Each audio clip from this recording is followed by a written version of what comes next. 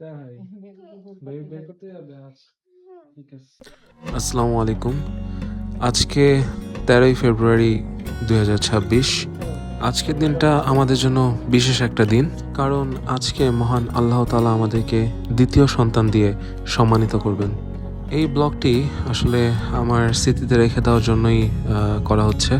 আমরা যাচ্ছি ঢাকার সিদ্ধেশ্বরীতে অবস্থিত মনোয়ারা হসপিটালে। এটা আমাদের দ্বিতীয় সন্তান এবং ডক্টরের পরামর্শ অনুযায়ী আজকে আমার ওয়াইফের সি সেকশন হবে। আমার ওয়াইফ ডক্টর রওশন আরার তত্ত্বাবধানে ছিলেন এবং মজার ব্যাপার হচ্ছে আমি, আমার ওয়াইফ এবং আমার প্রথম সন্তান সবাই তার হাত ধরেই পৃথিবীতে এসেছি।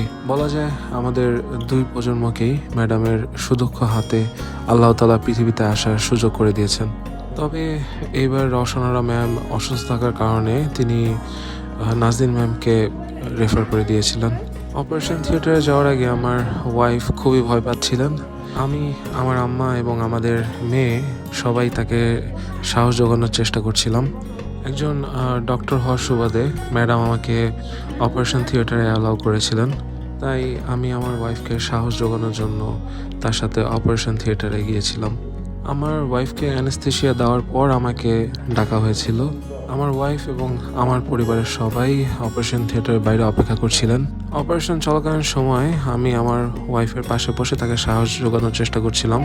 অবশেষে আমার কন্যা সন্তানকে ডক্টর বের করে নিয়ে আসলো, আলহামদুলিল্লাহ। আমার কন্যা এবং স্ত্রী উভয়ই আলহামদুলিল্লাহ সুস্থ ছিলেন। এখানে বাচ্চাকে ক্লিন করার পর তার মার সাথে দেখা করিয়ে তারা বাচ্চাকে বাইরে নিয়ে এসেছিল আমার সাথে দেখা করানোর জন্য এবং আজান শোনানোর জন্য।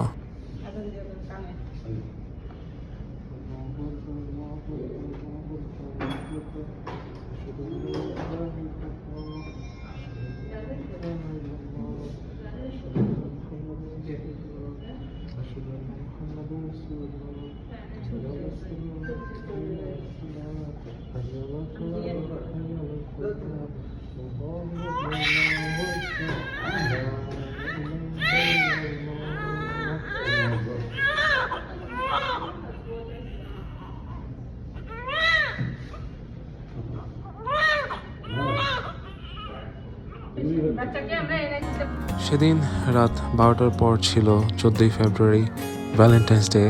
তাই কিছু ফুল কিনে চলে গেলাম আমার অর্ধাঙ্গিনীর কাছে তাকে শুভেচ্ছা জানাতে। Happy Valentine's day to my better half.